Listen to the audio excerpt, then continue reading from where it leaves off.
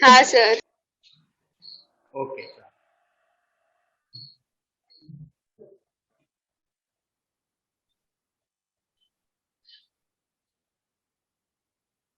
तो હવે અહીંયા આગળ ધ્યાન આપજો।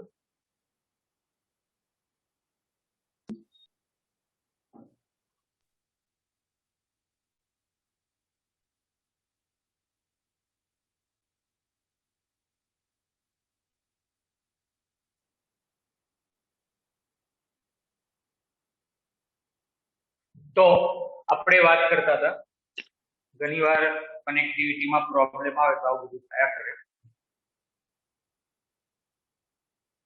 તો રાઉટના નિયમની અંદર આપણે વાત કરતા હતા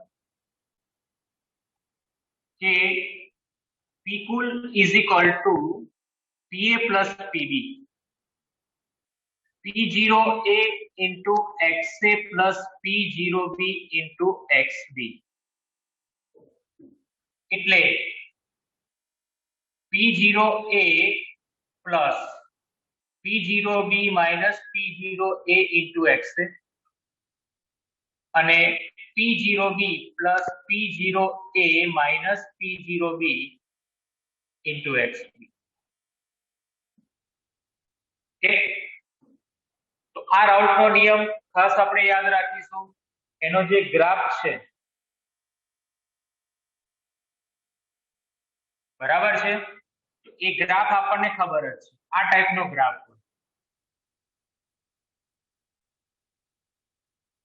આ ગ્રાફ બે આપણે જોયા હતા, એક દ્રાવક અને બીજું દ્રાવ્ય।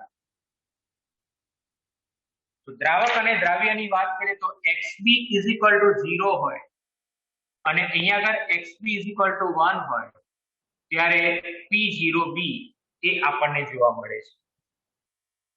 એવી રીતે આ XA બરાબર 0 હોય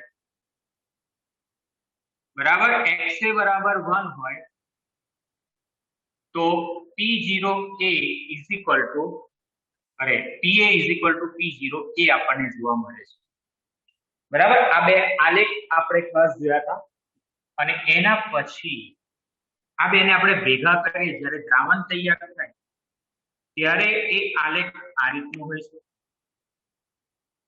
બરાબર છે। અહીંયા આગળ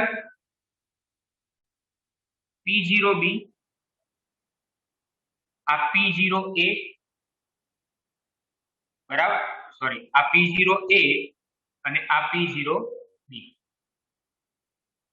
દ્રાવણ પરનું કુલ મહત્તમ બાષ્પ દબાણ P0B ને ન્યૂનતમ P0A એટલે P cool is equal to P0A વત્તા P0 અરે PA વત્તા PB। આ આદર્શ દ્રાવણ માટેની આ વાત છે આખી બરાબર છે, જ્યાં P0B એ P0A કરતા વધારે હોય છે। આ આપણે ઓલરેડી સમજી ચૂક્યા છે, આટલું આપણે બધા જાણીએ છીએ બરાબર છે। આટલો અભ્યાસ તો આપણે કરેલો જ છે અને આપણને ખબર પણ છે। તો હવે આપણે આ પોઈન્ટ ઓફ વ્યૂ થી જ આગળ પણ સમજીશું। આજે મેં વાત કરી રહ્યો છું એક આદર્શ દ્રાવણની જ વાત। જ્યારે આદર્શ દ્રાવણ હોય અને રાઉટના નિયમને અનુસરે ત્યારની આ વાત છે બરાબર છે। હવે આગળના ટોપિકમાં હવે આપણે સમજવાનું છે કે ભાઈ દ્રાવણ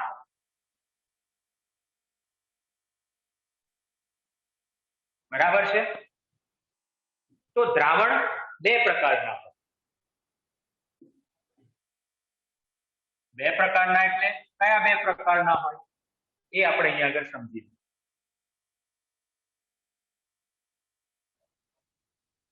ઓકે, તો એમાં એક છે આદર્શ દ્રાવણ, એક છે આદર્શ દ્રાવણ અને બીજું છે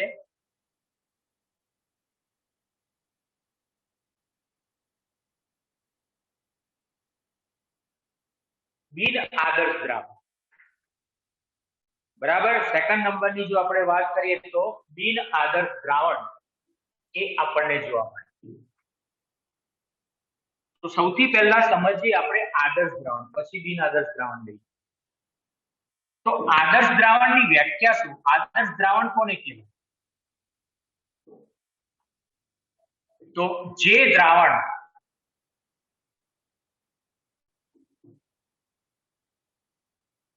કોઈ પણ સાંદ્રતાએ, એટલે કે સાંદ્રતાના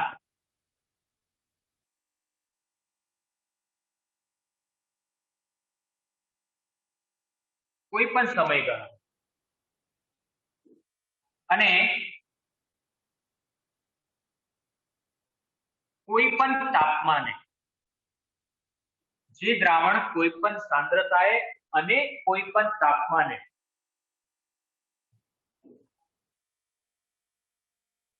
રાઉલ્ટના નિયમ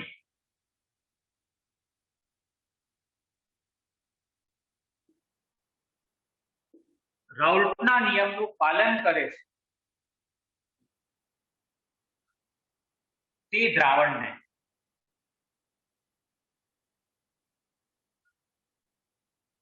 આદર્શ દ્રાવણ કહે છે. જે દ્રાવણ કોઈ પણ સાંદ્રતાએ અને કોઈ પણ તાપમાને રાઉલ્ટના નિયમનું પાલન કરે છે તે દ્રાવણને આદર્શ દ્રાવણ તરીકે ઓળખવામાં આવે છે. રાઉલ્ટના નિયમનું પાલન કરે એટલે શું? તો તમારે એટલું તો યાદ રાખવાનું કે P cool is equal two PA વત્તા PB થાય. એટલે કે બંનેના દ્રાવ્ય અને દ્રાવકના બાષ્પ દબાણનો સરવાળો એ P કુલ જેટલો થાય. દ્રાવણના બાષ્પ દબાણના સરવાળા એટલે દ્રાવણનું જે બાષ્પ દબાણ એના જેટલું થાય. પણ પ્રશ્ન એવો થાય કે આ થાય ક્યારે? આવું આદર્શ દ્રાવણ આપણે ઓળખી કેવી રીતે શકીએ? તો આની અંદર કેટલીક લાક્ષણિકતાઓ છુપાયેલી છે. એ લાક્ષણિકતાઓ પહેલા તો આપણે અહીંયા આગળ સમજવી પડે. બરાબર છે? તો એ આદર્શ દ્રાવણ માટેની જે લાક્ષણિકતા છે એને પહેલા આપણે સમજીએ.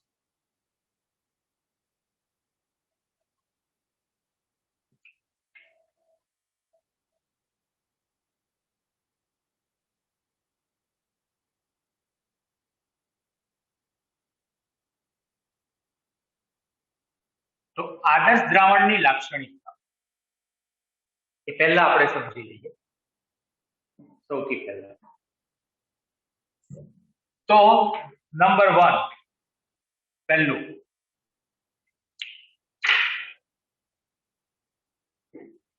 જ્યારે દ્રાવ્યને, કયા દ્રાવ્યને? પ્રવાહી દ્રાવ્ય.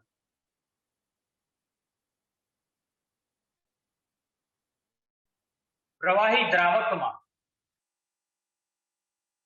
ઉમેરી દ્રાવણ બનાવવામાં આવે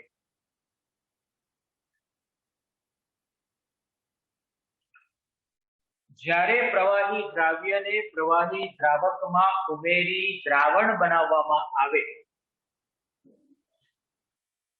ત્યારે ઉષ્માનો, બરાબર છે, એટલે કે ઉષ્મામાં કોઈ પણ પ્રકારનો ફેરફાર ન થાય. આ બનતી વખતે ઉષ્મામાં કોઈ પણ પ્રકારનો ફેરફાર ન થાય એટલે શું? એટલે જે એન્થાલ્પી ફેરફાર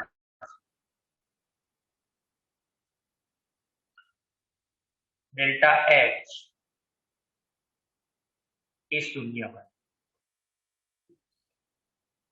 બરાબર? Delta H is equal to 0. ઉષ્માનો કોઈ પણ ફેરફાર ન થાય આપણે જાણીએ છીએ. તો ડેલ્ટા H ની વેલ્યુ શું હોય? તો કે ડેલ્ટા H ની જે વેલ્યુ છે એ આપણી 0 થઈ જાય. Delta H is equal to 0 થઈ જાય એ આપણને સ્પષ્ટપણે દેખાય છે. ક્લિયર? આ પહેલી લાક્ષણિકતા છે. બીજી લાક્ષણિકતા નંબર 2 કે જ્યારે પ્રવાહી દ્રાવ્ય છે એને પ્રવાહી દ્રાવકમાં ઉમેરી દ્રાવણ બનાવતા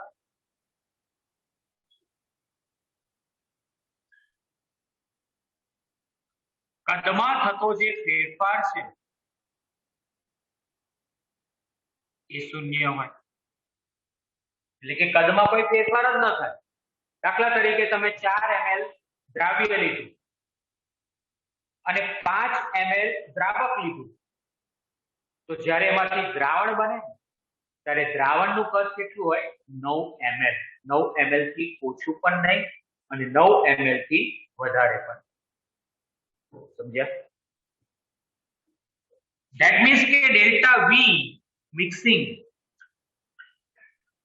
ઇઝ ઇક્વલ ટુ 0. આ બીજો પોઈન્ટ થયો, આ પહેલો પોઈન્ટ. ઓકે, તો એને આદર્શ દ્રાવણ કહેવાય. આદર્શ દ્રાવણની આ લાક્ષણિકતા છે. આ બીજો પોઈન્ટ. ઓકે, સ્ક્રીનશોટ પાડતા જજો હા તમે. બોર્ડ ભરાઈ જાય એટલે સ્ક્રીનશોટ પાડી લેજો.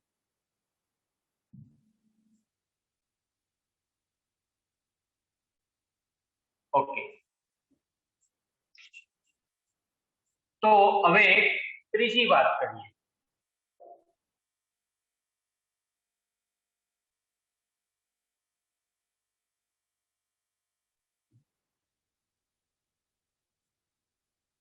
ત્રીજો પોઈન્ટ જે બહુ જ અગત્યનો પોઈન્ટ, ત્રીજો પોઈન્ટની વાત કરીએ. બરાબર, સૌથી અગત્યનો પોઈન્ટ આ છે ત્રીજો. તો એ શું છે? તો કે આંતરઆણ્વીય આકર્ષણ બળની વાત છે. એ દ્રાવ્ય અને દ્રાવક છે એમાં અનુક્રમે, બરાબર છે,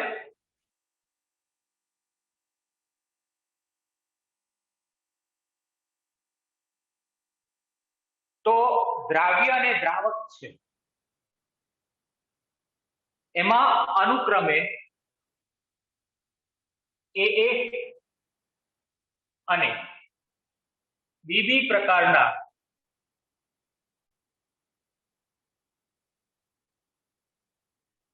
આંતરઆણ્વીય, બરાબર, AA અને BB પ્રકારનું આંતરઆણ્વીય પારસ્પરિક આકર્ષણ બળ હોય અણુ વચ્ચે. દ્રાવ્ય હોય તો આપણે A તરીકે રિપ્રેઝન્ટ કરીએ તો એની અંદર AA અણુઓ હોય એની વચ્ચે આંતરઆણ્વીય આકર્ષણ. દ્રાવક હોય એને આપણે B થી રિપ્રેઝન્ટ કરીએ તો BB અણુઓ વચ્ચે આંતરઆણ્વીય આકર્ષણ બળ હોય. જ્યારે તેમાંથી દ્રાવણ બને ત્યારે AA અને BB સાથે AB પ્રકારનો આંતરઆણ્વીય પારસ્પરિક આકર્ષણ બળ હોય છે.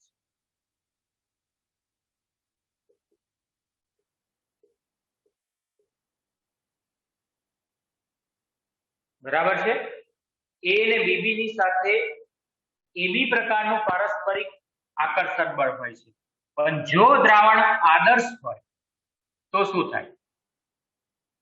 તો કે આ બધા જ આંતરઆણ્વીય આકર્ષણ બળો એ સમાન હોય.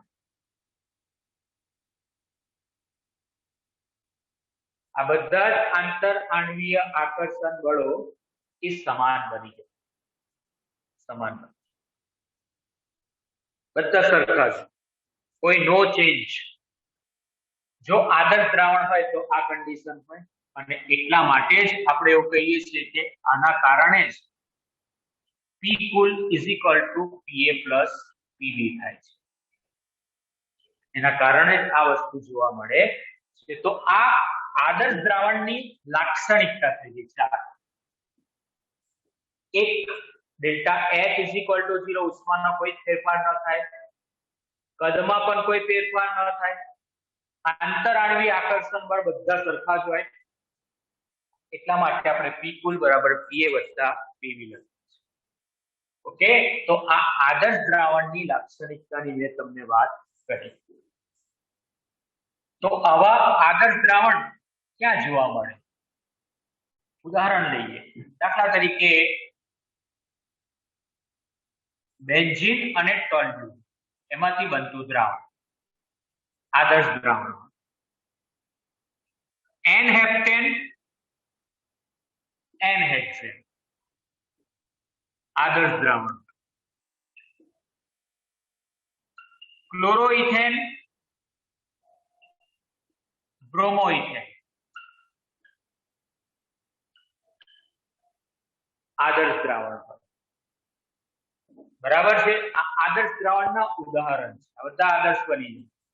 હવે ભેગા થાય તો આમાં જે આંતરાણવી આકર્ષણ બળ હોય આની અંદર હોય, બરાબર, અને ભેગા થાય ત્યારે આ બંનેનું આંતરાણવી આકર્ષણ આ બધામાં એવું, એટલે એ આદર્શ દ્રાવણની પરિભાષામાં આવી છે, એને આદર્શ દ્રાવણ કહેવાય. તો આદર્શ દ્રાવણ માટે આપણે આ ચાર વસ્તુઓ યાદ રાખવાની છે. બરાબર છે.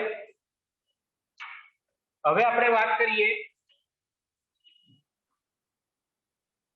બિન આદર્શ દ્રાવણ.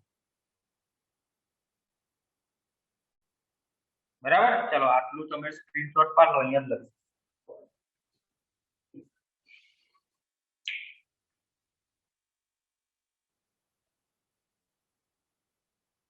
ઓકે,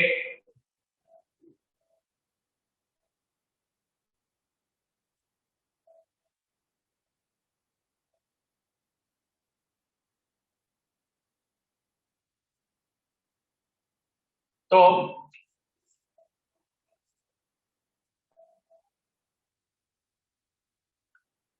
વાત કરીએ હવે આપણે બીજું.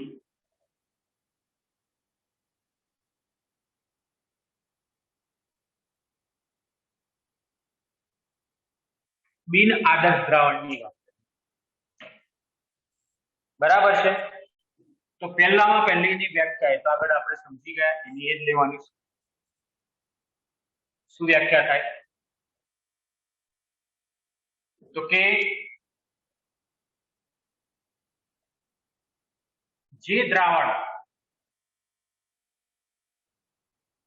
કોઈ પણ સાંદ્રતાએ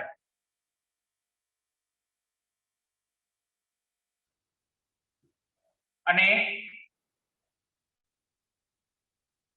કોઈ પણ તાપમાને, કોઈ પણ સાંદ્રતા અને કોઈ પણ તાપમાને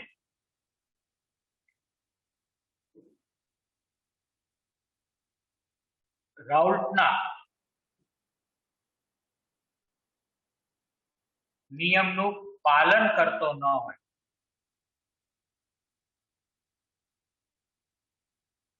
તો તેવા દ્રાવણને બિન આદર્શ દ્રાવણ તરીકે આપણે એને ઓળખીએ છીએ. બરાબર છે. એને કયા નામથી ઓળખવામાં આવે છે? બિન આદર્શ દ્રાવણ તરીકે આપણે એને ઓળખીએ છીએ. બહુ સ્પષ્ટ છે. તો આગળ આપણે જોઈ ગયા કે આદર્શ દ્રાવણ કોને કહેવાય? તો કે કોઈ પણ સાંદ્રતાએ અને કોઈ પણ તાપમાન એ રાઉલ્ટના નિયમનું પાલન કરતો હોય તો એને આદર્શ કહેવાય. પણ બિન આદર્શ દ્રાવણ એટલે શું? તો કે કોઈ પણ સાંદ્રતાએ, એટલે કે સાંદ્રતાના કોઈ પણ સમયગાળામાં અને કોઈ પણ તાપમાને એ રાઉલ્ટના નિયમનું પાલન કરતો ન હોય. બરાબર છે. તો એવા જે દ્રાવણ છે એને આપણે બિન આદર્શ દ્રાવણ તરીકે ઓળખીએ છીએ. આ બિન આદર્શ દ્રાવણને બીજા કયા નામથી ઓળખાય? બરાબર છે. અને આપણે વાસ્તવિક દ્રાવણ પણ કહીએ છીએ. બરાબર, એને આપણે વાસ્તવિક દ્રાવણ તરીકે પણ ઓળખીએ છીએ. તો હવે આપણે આની લાક્ષણિકતા સમજીએ. લાક્ષણિકતા સમજતા પહેલા આપણી સામે આદર્શ દ્રાવણ છે એની લાક્ષણિકતા એકદમ એક્ઝેક્ટ ક્લિયર હોવી જોઈએ. બરાબર છે, જેથી કરીને કોઈ પ્રશ્ન ન થાય. તો બિન આદર્શ દ્રાવણ હોય અને એની હું લાક્ષણિકતાની વાત કરું, તો હવે મારે કઈ વધારે વાક્ય રચના લખવાની જરૂર નથી, ઓપોઝિટ જ છે. તમે લખી દેજો. બરાબર છે, તમે તરત જ કહેશો કે બિન આદર્શ દ્રાવણ હોય તો delta H is not equal to 0. બરાબર, એટલે કે એની અંદર એન્થાલ્પી ફેરફાર તમને જોવા મળે. પહેલી આ વાત છે, એન્થાલ્પી ફેરફાર આપણને જોવા મળતો હોય છે. દ્રાવ્ય અને દ્રાવક ભેગા થાય એટલે ઉષ્મામાં ફેરફાર થાય ને થાય જ, તો એને બિન આદર્શ દ્રાવણ કહેવાય. Number 2, delta V mixing is not equal to 0. એટલે શું? કે દ્રાવ્ય 4 ml હોય ને દ્રાવક 5 ml હોય, બે ભેગું થાય અને દ્રાવણ બને, તો એ 9.5 પણ હોય ને 8.5 પણ હોઈ શકે છે. ઘટે પણ ખરું, વધે પણ ખરું, પણ એક્ઝેક્ટ 9 તો ના જ હોય, તો એને બિન આદર્શ દ્રાવણ કહેવાય. નંબર 3, તો આપણને ખબર છે કે FAB, FAA અને FBB આ આકર્ષણ બળો સરખા હોતા નથી.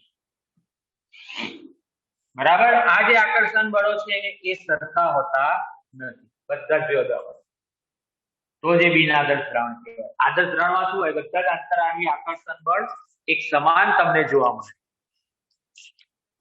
જે આની અંદર તમને જોવા મળે નહીં.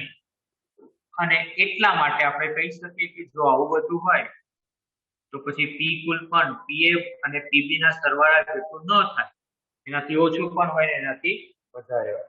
નોટ ઇક્વલ ટુ નો અર્થ શું થાય? વધારે પણ હોઈ શકે અને ઓછું પણ હોઈ શકે. એને અનુલક્ષીને જે આપણે વાત કરીએ છીએ કે બિન આદર્શ દ્રાવણ, તો એ બે પ્રકારના હોય. કેટલા પ્રકારના હોય? બે પ્રકાર. એક છે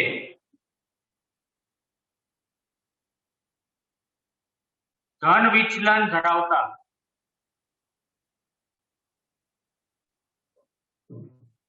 દ્રાવણ, એટલે બિન આદર્શ દ્રાવણ, અને બીજા છે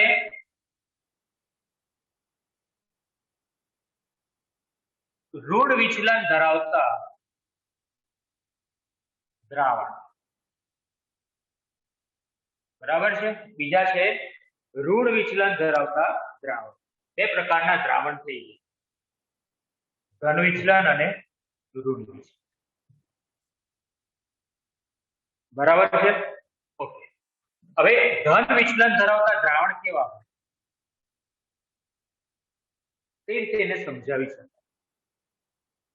તો એ બહુ અગત્યનું છે. બરાબર છે કે જે દ્રાવણનું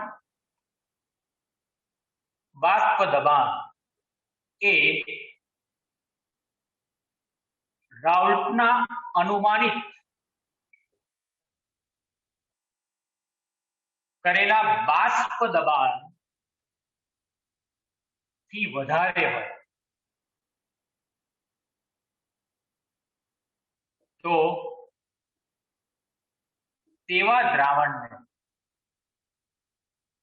ધન વિચલન ધરાવતા દ્રાવણ કહેવાય. રાઉલ્ટના અનુમાનિત કરેલા બાષ્પ દબાણ, રાઉલ્ટનું અનુમાનિત કરેલું બાષ્પ દબાણ કયું હોય? તો એ તો આપણે ભણી ગયા કે એ પી કુલ ઇઝ ઇક્વલ ટુ પીએ વત્તા પી. એ અનુમાનિત કરેલું બાષ્પ દબાણ, આદર્શ દ્રાવણનું બાષ્પ દબાણ. તો રાઉલ્ટના અનુમાનિત કરેલા બાષ્પ દબાણથી વધારે હોય, આ દ્રાવણનું બાષ્પ દબાણ અનુમાનિત કરેલા બાષ્પ દબાણથી વધારે હોય, રાઈટ? તો એને ધન વિચલન ધરાવતા દ્રાવણ કહેવાય. હવે તમે વિચારો તો તમને ખબર પડશે કે જેનું બાષ્પ દબાણ, જે દ્રાવણનું બાષ્પ દબાણ વધારે હોય, તો બાષ્પ દબાણ વધારે ક્યારે હોય? બાષ્પ વધુ ને વધુ ઉત્પન્ન થતી હોય. બાષ્પ વધુ ને વધુ ક્યારે ઉત્પન્ન થતી હોય? જ્યારે પ્રક્રિયા ઉષ્મા શોષક હોય. ડેલ્ટા H ગ્રેટર ધેન 0 હોય. પ્રક્રિયા કઈ થતી હોય? ઉષ્મા શોષક પ્રક્રિયા થતી હોય તો જ બાષ્પ વધુ ને વધુ ઉત્પન્ન થાય ને. પહેલું તો આ સમજવું પડે, રાઈટ? એટલે ડેલ્ટા H ગ્રેટર ધેન 0 હોય. ડેલ્ટા V મિક્સિંગ એ પણ ગ્રેટર ધેન 0 હોય. એટલે કે દ્રાવ્ય અને દ્રાવક બે ભેગા કરો અને દ્રાવણ બને તો એનું કદ આના કરતા તો વધારે છે. દ્રાવ્ય અને દ્રાવકના સરવાળા કરતા થોડું વધી જાય તો સમજવાનું, બરાબર છે? કારણ કે જેટલું કદ વધે એટલું બાષ્પમાં વધારે રૂપાંતર થાય, કદ પણ વધે. ત્રીજું, બાષ્પ દબાણ સાથે જોડાયેલો પોઈન્ટ યાદ કરો. બાષ્પ દબાણમાં કે આંતરઆણ્વીય આકર્ષણ બળ વધારે હોય તો બાષ્પ દબાણ ઓછું, આંતરઆણ્વીય આકર્ષણ બળ ઓછું હોય તો બાષ્પ દબાણ વધારે હોય. કારણ કે જેમ આંતરઆણ્વીય આકર્ષણ બળ વધારે હોય અણુઓ એટલું બાષ્પમાં ઓછું રૂપાંતર થશે, અને આંતરઆણ્વીય આકર્ષણ બળ વધારે હશે ઓછું ઉત્પન્ન થાય, ઓછું હશે તો વધારે બાષ્પ ઉત્પન્ન થાય. અહીં શું છે? વધારે બાષ્પ ઉત્પન્ન થાય છે. ધેટ મીન્સ આંતરઆણ્વીય આકર્ષણ બળ દ્રાવ્ય અને દ્રાવકના અણુઓ વચ્ચે ઓછું હશે. આકર્ષણ બળ કેવું હશે? ઓછું હશે. અને ચોથો પોઈન્ટ કે પી કુલ ગ્રેટર ધેન પીએ વત્તા. આ બેના બાષ્પ દબાણ કરતા જે દ્રાવણ બને એનું બાષ્પ દબાણ કેવું હશે? વધારે હશે. એ તો આગળ પણ આપણે વાત કરેલી છે, એટલે એમાં તો કોઈ પ્રશ્ન છે નહીં, બરાબર છે? તો આટલી વસ્તુ ખાસ આની અંદર આપણે યાદ રાખીશું. તો આ ધન વિચલન ધરાવતું દ્રાવણ છે. હવે એની સામે જ છે ઋણ વિચલન ધરાવતું દ્રાવણ, એની આપણે વાત કરીએ, બરાબર છે? ઋણ વિચલન ધરાવતું જે દ્રાવણ છે એની આપણે વાત કરીએ. તો કે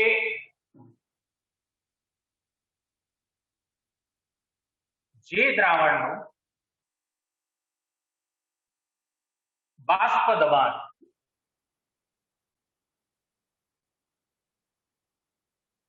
એ રાઉલ્ટના અનુમાનિત કરેલા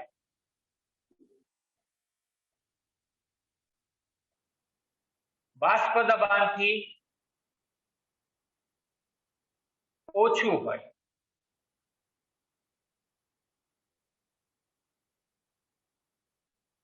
તો તેવા દ્રાવણને, બરાબર છે, એવા દ્રાવણને ઋણ વિચલન ધરાવતું દ્રાવણ તરીકે ઓળખવામાં આવે છે.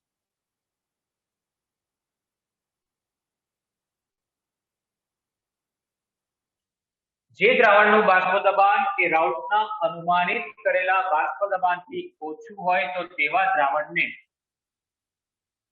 ઋણ વિચલન ધરાવતું દ્રાવણ તરીકે ઓળખવામાં આવે છે. એની લાક્ષણિકતાની વાત કરો. ઊંધું થઈ ગયું, આના કરતા ઊંધું થઈ ગયું.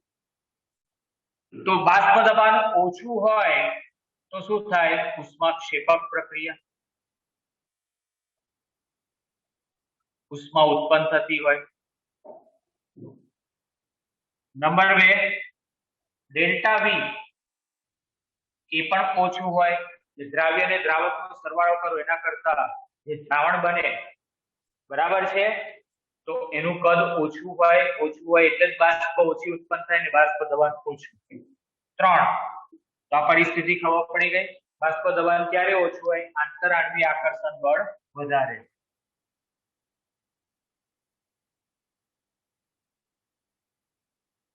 आंतराण्वीय आकर्षण बळ વધારે હોય तो आ घटना बने। बराबर। અને ચોથું કે P કુલ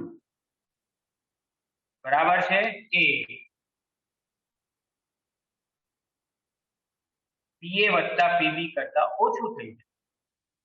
આનાથી બિલકુલ ઉલટું। તો આ ઋણ વિચલન ધરાવતા દ્રાવણની આપણે અહીંયા આગળ વાત કરી।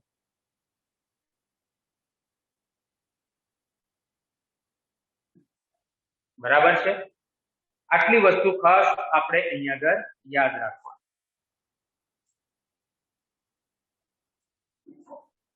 ओके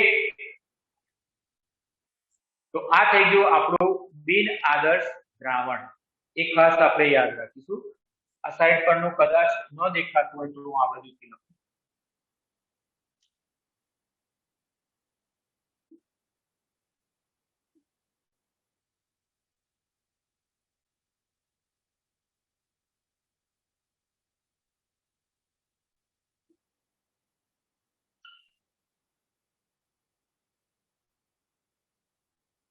બરાબર,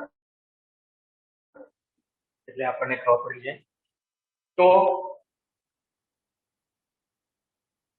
આ તમે જોઈ શકો છો। હવે ઋણ વિચલન ધરાવતા દ્રાવણની આપણે અહીંયા આગળ વાત કરી અને ધન વિચલન ધરાવતા દ્રાવણની આપણે વાત કરી। બરાબર। તો આ રીતે બિન આદર્શ દ્રાવણ એ બે પ્રકારના ધન વિચલન ધરાવતા અને ઋણ વિચલન ધરાવતા। ધન વિચલનની અંદર બાષ્પ દબાણ અનુમાનિત કરેલા બાષ્પ દબાણ કરતા વધારે અને ઋણ વિચલનની અંદર અનુમાનિત કરેલા બાષ્પ દબાણ કરતા કેવા હોય? ઓછા હોય છે। એ આપણે અહીંયા આગળ બરાબર રીતે સમજી ચૂક્યા છે। ક્લિયર? તો આટલી વસ્તુ ખાસ આપણે અહીંયા આગળ યાદ રાખો। લખી લો, સ્ક્રીનશોટ પાડી લો।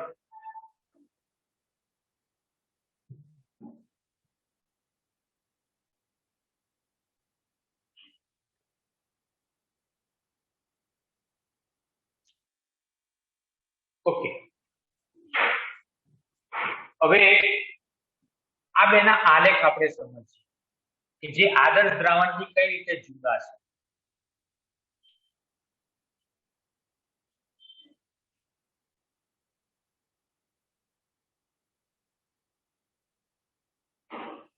તો આપણે અહીંયા આગળ સમજ્યા હતા કે ભાઈ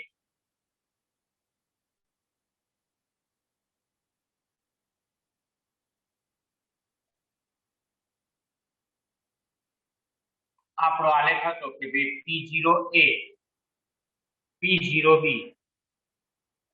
XB બરાબર 0 XB બરાબર 1 XA બરાબર 0 બરાબર XA બરાબર 1 XA બરાબર 0 આ આપણે જાણીએ છીએ।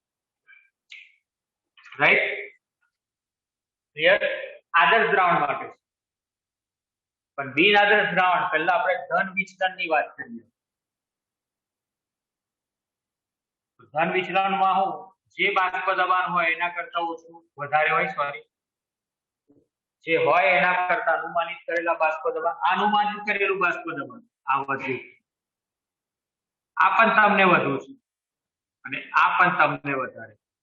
આ દ્રાવણ બન્યા પછીની પોઝિશન છે, પાછું પેલું ના સમજતા। ઓકે, દ્રાવણ બન્યા પછીની પોઝિશનમાં તમને આ બધી વસ્તુઓ દેખાય,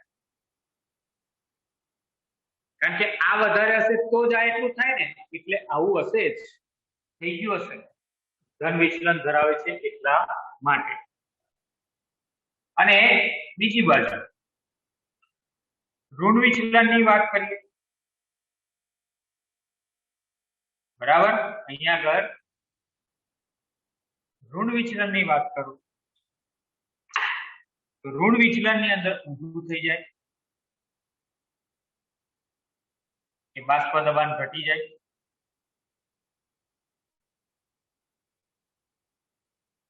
આલેખ આ રીતે બનાવો। બરાબર, એટલે P0A આ P0B XB બરાબર 0, XA બરાબર 1, XB બરાબર 1, XA બરાબર 0. બરાબર છે. તો બાષ્પ દબાણ વિરુદ્ધ મોલન્સનો આલેખ છે, એની અંદર આપણે જોઈ શકીએ છીએ કે બાષ્પ દબાણમાં ઘટાડો થાય, અહીં ઘટાડો થાય. બરાબર છે. અને આલેખ પણ આ રીતે આવે, વધારો અને ઘટાડો. હવે આપણે વાત કરીએ આના ઉદાહરણની, ધન વિચલન. તો ઇથેનોલ છે, એની અંદર તમે એસિટોન નાખો. ઇથેનોલ છે એની અંદર તમે એસિટોન નાખી દો. બરાબર છે. ધન વિચલન ધરાવતું જે દ્રાવણ છે એની આપણે ઉદાહરણની વાત કરીએ.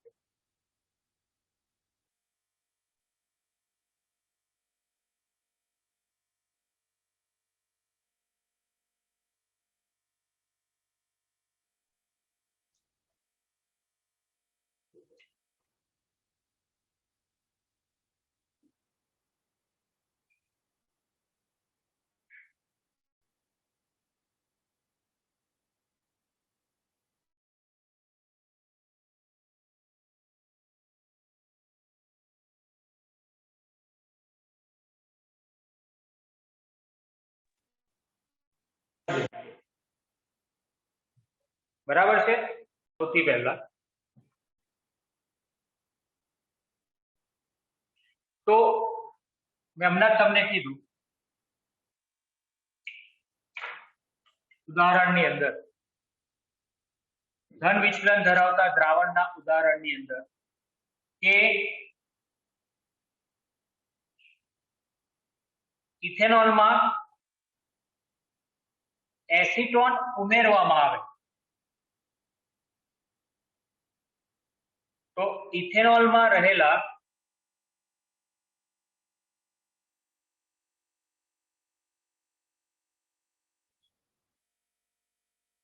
આંતર આણ્વીય H બનશે. બરાબર છે. ઇથેનોલમાં રહેલા આંતર આણ્વીય H બનતું એ તૂટે છે. ઇથેનોલમાં એસિટોન ઉમેરતા ઇથેનોલમાં રહેલા આંતર આણ્વીય H બંધ શું થઈ જાય? તૂટે છે. રાઈટ. એટલે આંતર આણ્વીય આકર્ષણ બળ ઘટે, અને જો આંતર આણ્વીય આકર્ષણ બળ ઘટે તો બાષ્પ દબાણમાં વધારો. સમજ્યા? તો આ એનું ઉદાહરણ છે. એવા આપણે બીજા ઉદાહરણ લઈએ, બધા વર્ણન નથી કરવાના, બધા ટાઈપના જ હોય, પણ બીજા ઉદાહરણોની આપણે જો વાત કરીએ તો ધન વિચલન ધરાવતા દ્રાવણની અંદર એસિટોન કાર્બન ડાઇસલ્ફાઇડ, એમાં આવું થાય. બરાબર છે. પાણી અને methanol,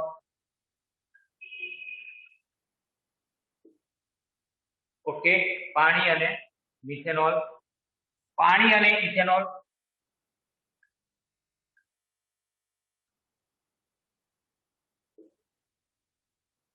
okay, carbon tetrachloride, carbon tetrachloride અને ટોલ્યુઇન,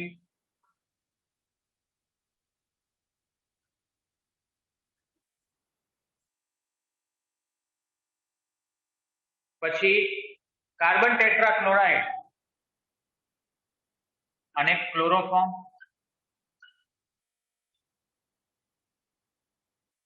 એસિટોન અને બેન્ઝીન. આ બધા ઉદાહરણ છે. આ બધામાં આવું થાય કે એકમાં બીજું ઉમેરો એટલે આંતરાણવીય આકર્ષણ બળ ઘટી જાય અને બાષ્પ દબાણમાં વધારો થાય. આંતરાણવીય આકર્ષણ બળની અંદર અહીંયા આગળ ઓટોમેટિકલી વધારો થાય એટલે બાષ્પ દબાણમાં શું થાય? ઘટાડો. તો એના જે બીજા ઉદાહરણો છે એની અંદર પણ સેમ આ જ વસ્તુ છે. દાખલા તરીકે ફિનોલ અને એનિલિન. તો ફિનોલમાં OH સમૂહ હોય, એનિલિનમાં NH2 સમૂહ હોય. તો OH નો હાઇડ્રોજન અને એનિલિન નો નાઇટ્રોજન H1 બની જાય. બરાબર છે? સ્ક્રીનશોટ લઈ લેજો એટલે અહીં ઉદાહરણ બીજા લખું.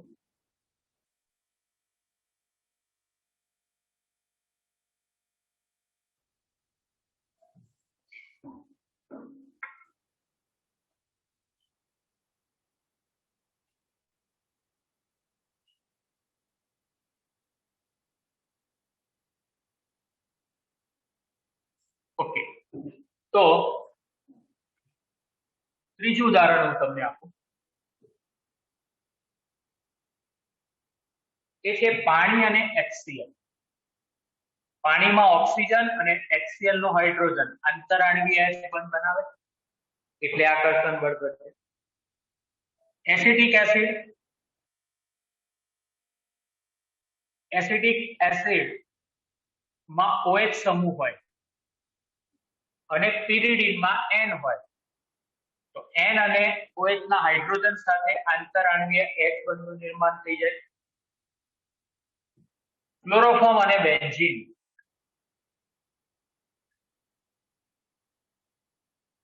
તો બેન્ઝીનના પાઈ ઇલેક્ટ્રોન વિદ્યુત વાહક દ્વારા CCl3 બરાબર ક્લોરોફોર્મમાંથી હાઇડ્રોજન H+ દૂર થાય એટલે CCl3 જોડાય. આંતરાણવીય આકર્ષણ બળ વધે. તો જો આ બધા જે ઉદાહરણ આપણે જે સમજ્યા એ બિન આદર્શ દ્રાવણ ઋણ વિચલન ધરાવતા બિન આદર્શ દ્રાવણ. તો આમાં આંતરાણવીય આકર્ષણ બળ ઘટે અને આમાં આંતરાણવીય આકર્ષણ બળ વધતું જાય છે. એ આપણને અહીંયા આગળ બહુ સ્પષ્ટપણે જોવા મળે છે. ઓકે, તો આજે આપણે આ આદર્શ દ્રાવણ વિશે સમજ્યા, એના ઉદાહરણો પણ લઈ લીધા. આખો ટોપિક આપણે વ્યવસ્થિત રીતે સમજી ચૂક્યા છે. તો આદર્શ અને બિન આદર્શ દ્રાવણ કોને કહેવાય એ તમે હવે ઓપ્શો વ્યવસ્થિત રીતે સમજી ગયા છો. રાઈટ? Okay, clear? સર પાણીમાં બેઝ નાખીએ તો ધન વિચલન થાય છે એવું જો આ 2-3 ઉદાહરણ એવા છે. તો પછી બીજા બધા બેઝ નાખો પાણીમાં તો પણ ધન વિચલન જ થશે. એવું જરૂરી નથી, કારણ કે બે નિર્બળ પ્રકારના પણ હોય, પ્રબળ પ્રકારના પણ હોય. બધામાં થાય એવું જરૂરી નથી. બરાબર છે? અને સર ધન વિચલનમાં H2O અને C2H5OH છે તો એમાં પણ હાઇડ્રોજન બંધ બની શકે ને OH નો OH અને પછી ઓક્સિજન જોડે. પણ અહીંયા આગળ શું થાય કે આંતરાણવીય H1 બને, પણ અહીં ઊંધું છે. આ C2H5OH નો જે આંતરાણવીય આકર્ષણ બળ છે ને H1 એનો આંતરાણવીય H1 એ તૂટી છે અને એ પાણી સાથે પ્રયત્ન કરે બનાવવા. એટલે મૂળભૂત નો તૂટે છે ને એમાં આંતરાણવીય આકર્ષણ બળ ઘટે છે. મૂળ આ વાત આ છે. બરાબર, એવું છે. તો આટલી વસ્તુ ખાસ આની અંદર આપણે યાદ રાખીશું. હવે વ્યવસ્થિત ક્લિયર દેખાયું હતું બધું? હા સર. ઓકે, એટલે કોઈક વાર કનેક્ટિવિટીમાં પ્લસ માઇનસ થાય એટલે આવું થાય. ઓકે, કઈ નહીં, આવતીકાલે આપણે એનાથી આગળ વધીશું. સંખ્યાત્મક ગુણધર્મમાં બીજો સંખ્યાત્મક ગુણધર્મ ઉત્કલન બિંદુ ઉન્નયન અને ત્યારબાદ ખાસ બિંદુ અવનયન એ આપણે આવતીકાલના લેક્ચરની અંદર લઈશું. Okay, thank you. જય શ્રી કૃષ્ણ. જય શ્રી કૃષ્ણ. જય સ્વામિનારાયણ. જય સ્વામિનારાયણ. જય સ્વામિનારાયણ. જય સ્વામિનારાયણ.